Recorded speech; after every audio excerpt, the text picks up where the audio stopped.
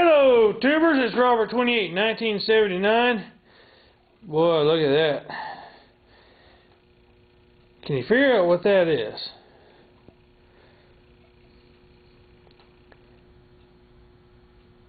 That is the front nose and the side runners for the front of the K646. Yeah, that's right. I'm tearing it apart.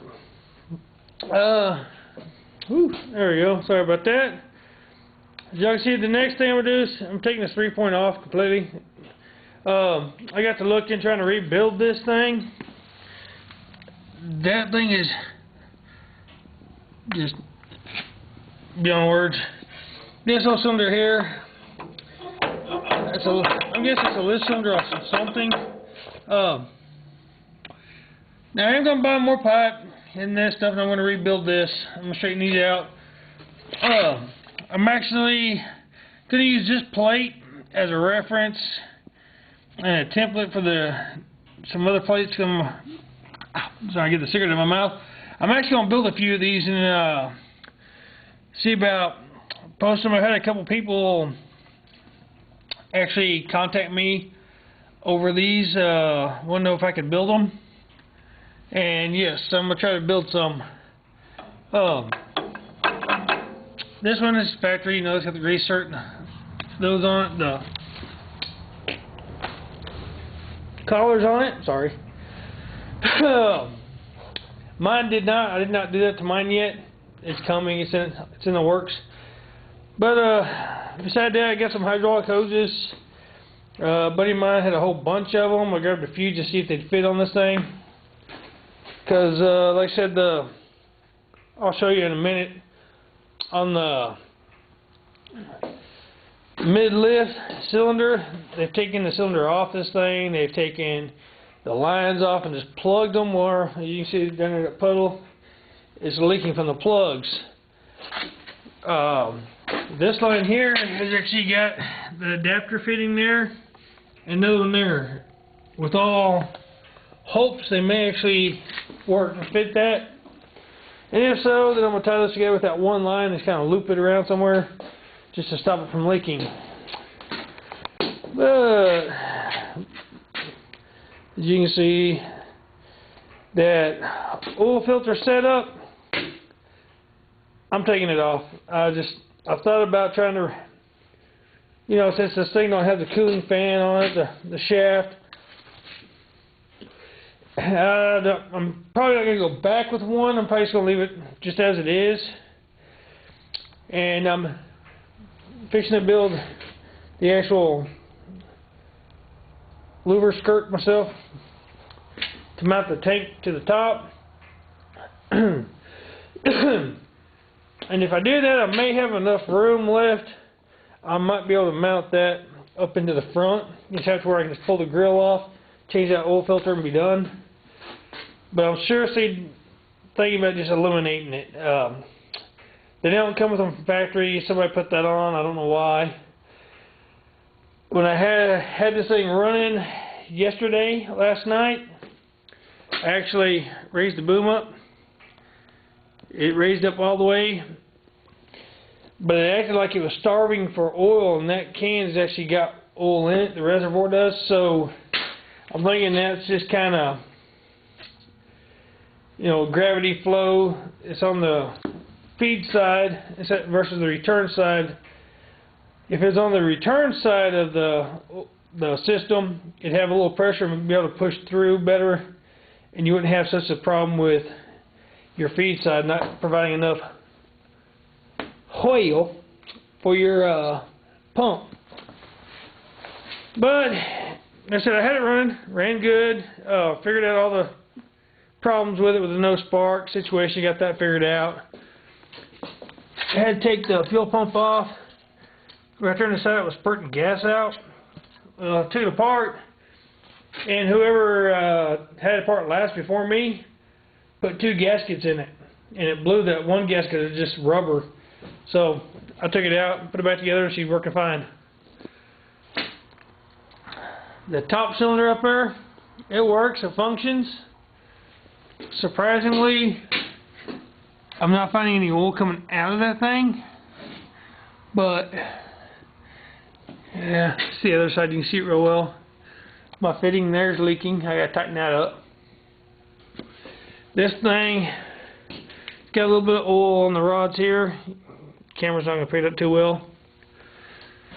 I'm sure that thing's gonna leak like a sieve as soon as I dump it.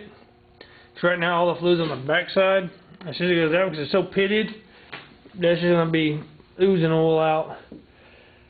There is a company here in Amarillo who specializes in hydraulic cylinders that have been deleted, obsolete, or no longer in manufacturing. They specialize in specialty cylinders. So I gotta contact them tomorrow. Kind of get an estimate what that's gonna cost. So I'm gonna have all 3 rods replaced. Because you can see here, I'm turning the night shot on, maybe you can see a little better. No, I think that just makes it even worse. Whew. Anyway, right here in this part of the rod, it is pitted pretty bad. Down here is not, but right here it starts pitting out pretty good. Not near as bad as that, and no, that's not dirt chunks on there. That's actual pitting. So that cylinder rod is toast. Not my can over. I'm trying to think what else I did so far besides tear it apart. The cooler I thought was leaking, it's not. The hose had been leaking, and that thing was just covered in oil under there.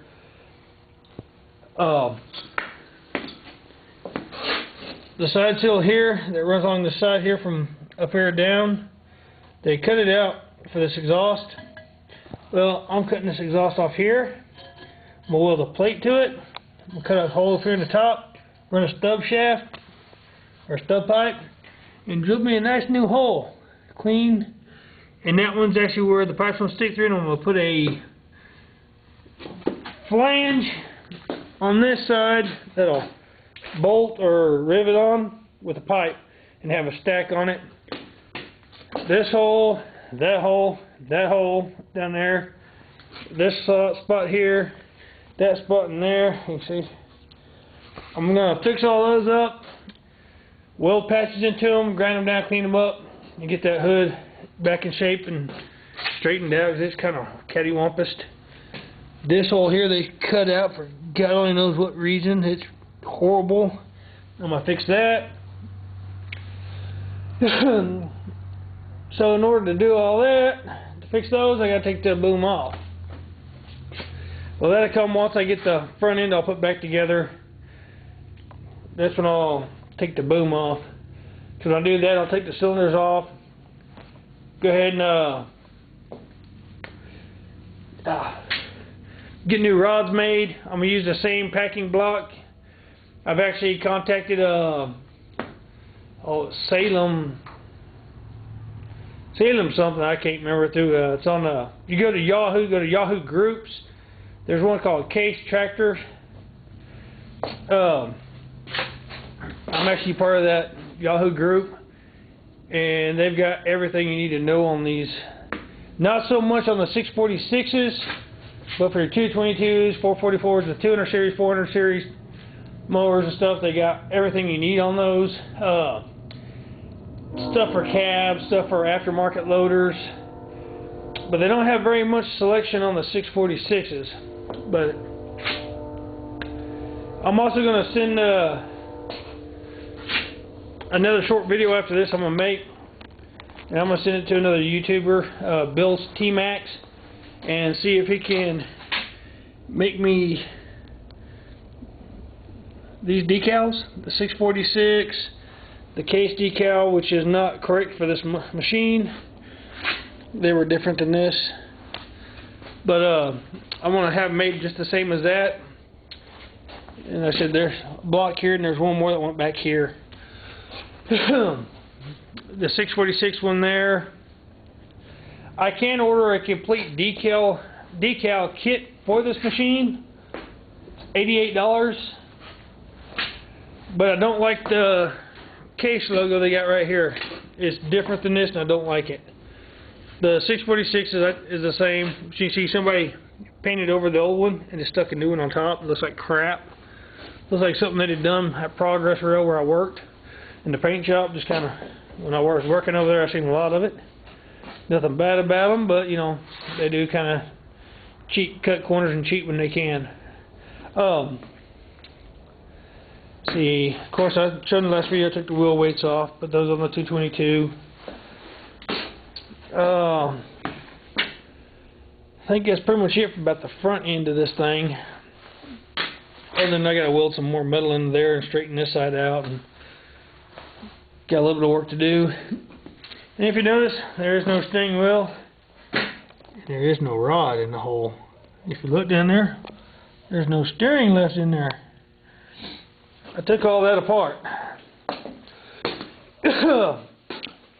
And believe it or not, yeah, my bench is a wreck again because some other stuff I'm working on. But that's the rod.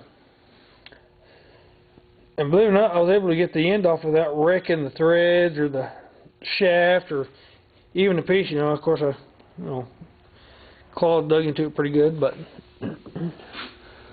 which I use this little pulling dewey, the smaller one, to pull it off. But the gear, I don't know how well this camera's going to pick up on this. There we go. That brass bushing is gone. So, I don't know if I can get a new bushing. I don't know where to purchase one at or anything. But I took all this stuff off. Yeah, let's move here, show you what I did here. Rakes, but that's not naphtha, that's not cleaner, that's gasoline in there. That's what I use to clean all the grease and oil off of all these parts. So, but if y'all can see here, get you here, get a good view here, just how loose this thing is on that shaft. I mean, there's a good bit of play on both sides, so I wanted to fix that. This one here, turn this here, you can see the wear on this thing. Just years of use and abuse. Believe it or not, these are not egg-shaped or wore down. That is a 1-inch, which I got a piece of 1-inch hot roll. And no, I'm not gonna press that, but you can see it fits in there. Still nice and tight. Yeah, there's too much stuff on my dang workbench here. Doing this one-handed kind of stinks, and I know I'm gonna pinch my fingers in a second. But that will fit all the way in here. It's nice and stiff. So what I'm gonna do is get that back out of there if I can. There we go. That was a test. I knew I had that 1-inch hot roll. But if y'all remember from the sign videos, I've got some 1-inch cold roll. Hey, my hands are dirty again. Sweet. But what I'm going to do, or what I'm thinking of doing, is I can either take a piece of this down to a machine shop and have them machine me a groove for that clip right here, or I can just take my air cutoff wheel, which is right here. Let's go buy some new wheels and try to be precise enough and cut a groove all the way around it. And if I can do that, then I can fire up my welder and string my air hose out and use my arc gouger and gouge out that pin and replace it. And I'll show you, it's not very hard to do. Pretty simple. Let's gouge out this weld here. Get that pin out, clean it all up. Make a new pin. I said if I have to, I'll take the machine shop, have them cut that down, and replace that pin so it'll sit in there nice and square, because this thing, when it's on there, has a bit of a flop to her. You see here, the camera picks that up. There's a little bit of a flop in there, and you can see where that was riding on the bolt that goes right through that hole. So I'm going to get all that fixed up, straightened up. Don't know if you can see that or not, but this washer, come on camera, focus. I want to focus on anything here. There you go. That washer is beveled from years of riding around that spot there. I ain't worried too much about it, 'cause I'm going to throw a whole crap load of anti-seize on it, and then throw some grease on top of that. That way it's got a double lubricant system set up. And then this one's, it don't feel that badly wore, so I'm not going to really mess with it. On the other hand, if I can't find that bushing, I'm not going to mess with it.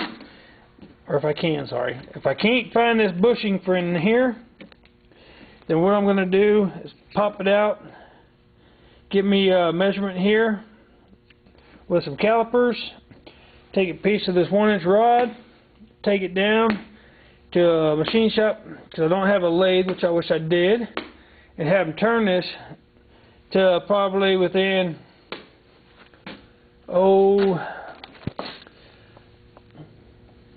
probably less than a thousandths clearance. And I'll go in here and gouge this weld off, knock that pin out, get a good measurement of what size that pin needs to be there, have them mill it down, and build a new shaft for that, and actually replace both of those. So that's for that right now. Here's a piece that came off of the steering shaft of the old steering wheel, and what I'm going to do, it's not enough, real much light up here, so put this down here, is I'm going to center this up in that hole best I can, and I'm going to weld that to this plate. I'm going to get the keyway part to line up these two cluster bolts here to where that's in line, and then when I set the shaft in and everything, I can turn it and get everything lined up right where I want it, so the steering wheel is in line, and eliminate a lot of the slop, because I'll demonstrate on this. It had that much slop in the steering wheel before it even turned the wheels. The tire rod ends, they're factory. They are wore out. They do have some slop and play in them. Don't know if I can get those from anywhere. I'll do some more research and find out. Yeah, like that nylon bushing in there is wore out too. I bet you I can have one of those. That small, I'm not sure. But yeah, that probably wouldn't work. It'd been nice if it would have, though. It looks to be way smaller than that one, so probably not going to work. What I can do is try to get this pulled out without turning it up, spin it around, put it back in, and be done. Cheap.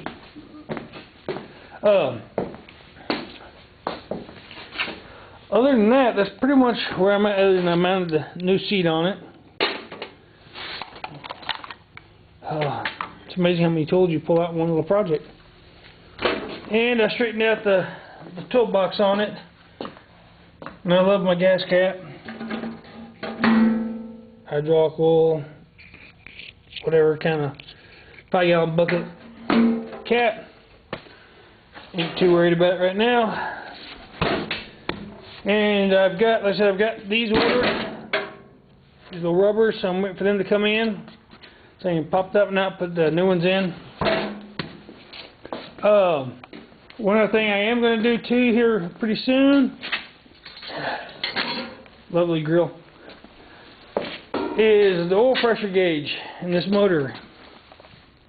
It is not hooked up. It is actually just dummy. Yeah, let's turn that shot on. You can see up in there then. So you can see there's where it goes in the line. And I'm assuming it went right back into the block right there in that spot there. So what I'm going to do is pull this gauge out of here. Oh, I can get back up. I'm getting old. Cut me a hole in the dash up here and mount the oil gauge in the dash.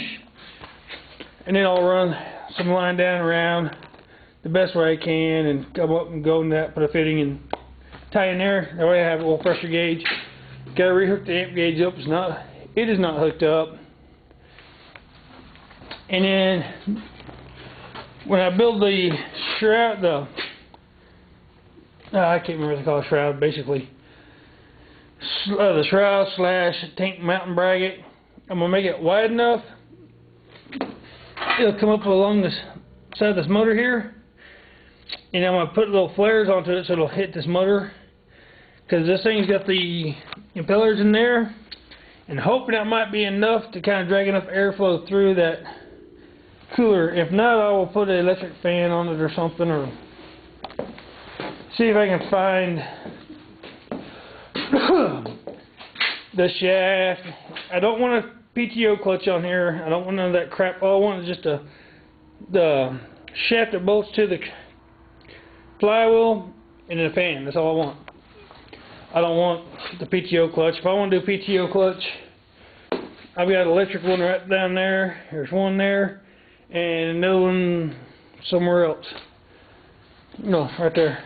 It actually goes to that Toro motor though, but I've got two clutches, so if I want to put a PTO clutch on, I can put electric on there and be done. Other than that, the other fixes I'm going to do is change out some hoses here and there, and come in here. You can see that bracket right there. That's actually for your bucket. Boy, that thing is loose and wore out. I'm going to get a little piece of pipe, get that set where I want it, and weld a little sleeve around it and have a collar. That way it'll quit eating into my handle right there. And then this rod here, if you can see, when you pull up, let's get you in. It's just got a ton of play in it. So I'm going to make new ones of those myself. I ain't going to buy them, I'm just going to make them. Be easier. So, like I said, I've got a lot to do on this thing yet. I'm pulling the ignition switch out since it's been replaced. It's only a 3-way versus a 4-way switch which it came with. And to explain, for those of you who don't know what the difference is, as a matter of fact, I got a key in my pocket, I think. No, I don't.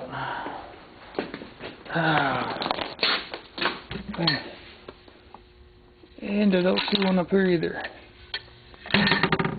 Normally I hang them up in there, all the keys I put up in there, but well, that ain't no good because I had that key. Actually, the key's hanging on the machine. What am I thinking? Holy cow! It's been a long day. Yeah. Ta-da! There's the key. I'm gonna turn that shut off. Goodbye. Okay. Now, for you who don't know, this is a 3-way switch. You got off, on, start. Okay, a 4-way, you got off. You turn it 1, and it gives you power for like your headlights. Turn it 1 more, and it turns your lights off. Turn 1 more, and you start it.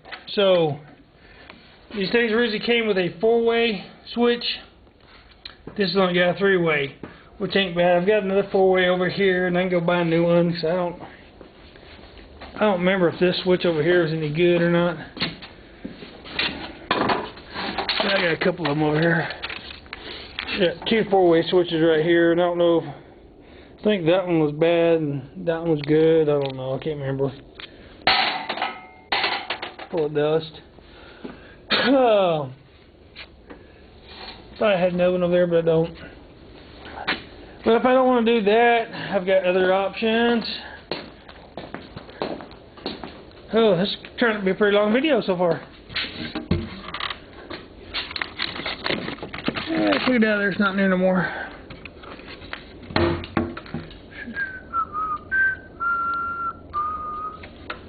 It's up there now.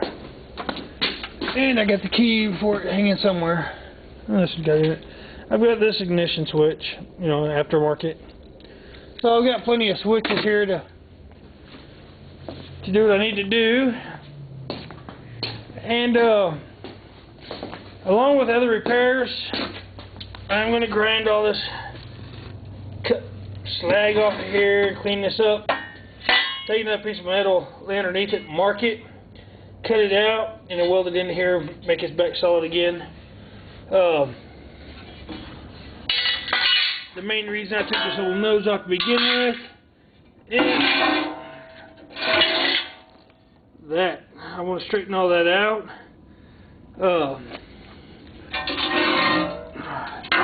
There you go, there's a better picture of it. Like I said, I think at one point a tree or something fell on this thing, but I want to try to get that straightened out the best I can.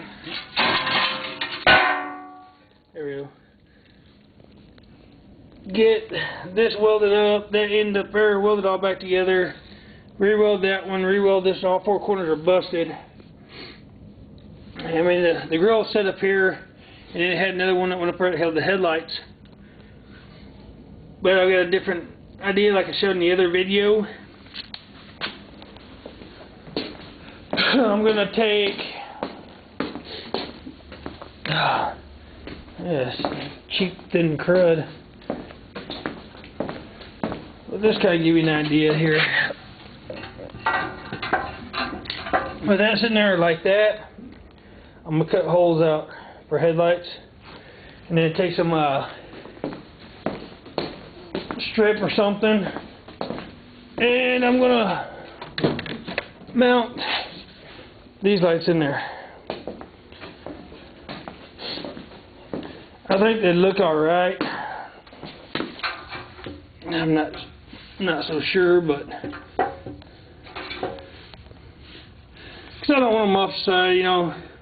I've seen people putting them up on top of here and it looks retarded. You know, I've seen all different types of things. Because I've seen several videos of these 644s. I've seen people mount them on a bracket here. I've seen them mount on a bracket on the dang boom. That does you no good. I've seen them mount on the boom here, up here, you know, on the end of the hood.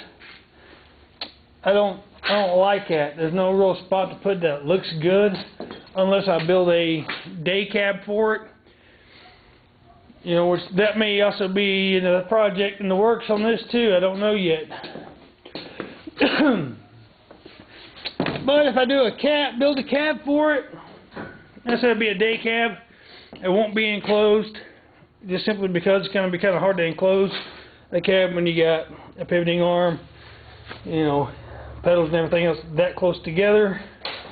Because I don't want to use clear rubberized plastic or anything like that. I don't want none of that vinyl crap. I don't want to do none of that. Sorry, I'm getting congested again. But if I do build a cab that I'll mount lights like in the top of it, pointing out or angling down or whatever.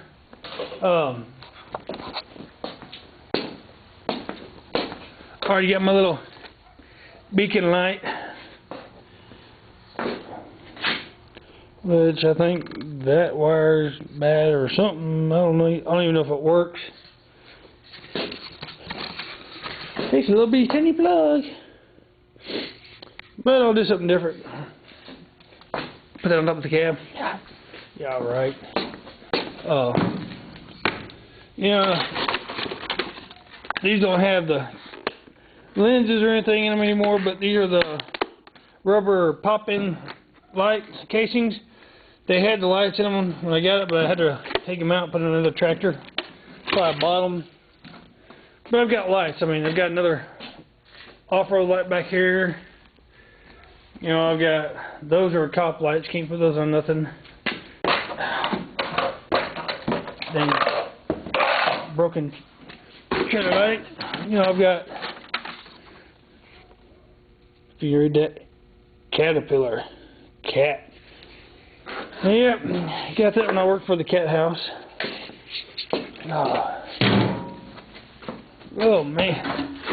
You know, I got a ton of different lights here. I got this one, which has still got the original glass lamp. Still works. Just missing the bottom mount. Let's see here. Fog light. Multicolored. I got odds and ends and odds and ends and ends and odds here. And then I got this big guy. So, I mean, I've got lights. But, you know, back to that deal, what do you want to do? Yeah, there you go, Bill. Bill's T-Max. John Deere parts. Yeah. These are bearings for the front of a John Deere Gator.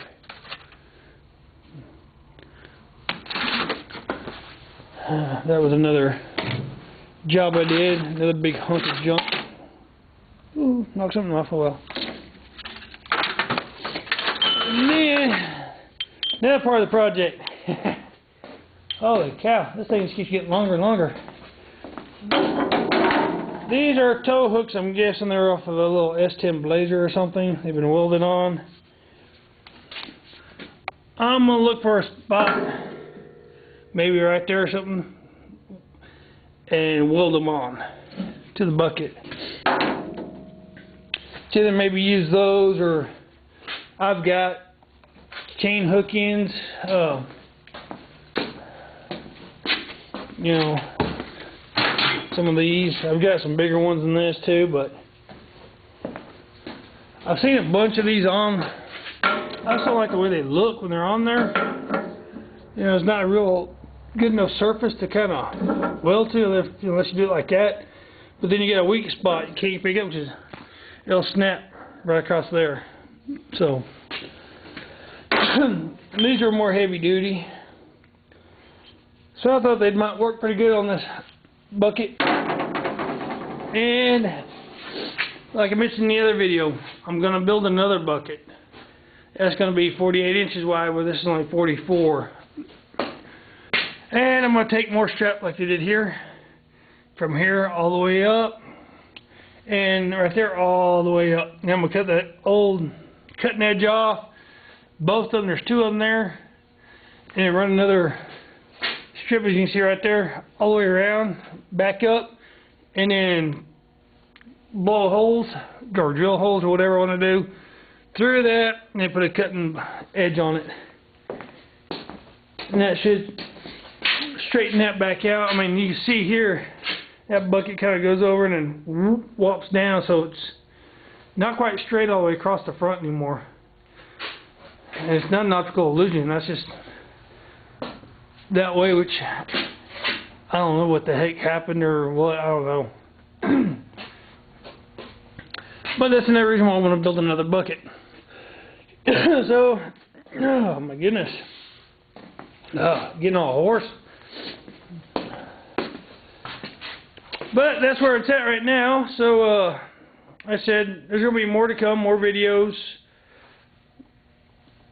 And I've actually done some researching on tires, and they do have a, oh man, I can't think of it now. I saw it on YouTube. It's a filler for these tires that's non-corrosive. It's biodegradable. If you get a puncture in a tire and it bleeds out, you're safe. I think it's beet juice is what it was, I believe. Sugar beet juice is what they're filling them with. And I may even see about doing that on this, on the back tires. I'm going to pull the front tires off probably tomorrow, go through, repack the bearings. The greaser's knocked off this side and the other side, so I'm going to clean that up. put new grease shirts in the hubs, get all that done, do some more digging, see if I can come up with some more of these factory type style tie rod ends. And if not, then I'll just change it all up and come right go to a new one. Do like Snisselhaus did and just redo it. But anyway, that's where it is for now. I'm going to leave y'all with that video. And if you ain't subscribe, rate my videos, comment, give me a thumbs up if you like what you see. And anyways, till the next video, y'all guys take it easy.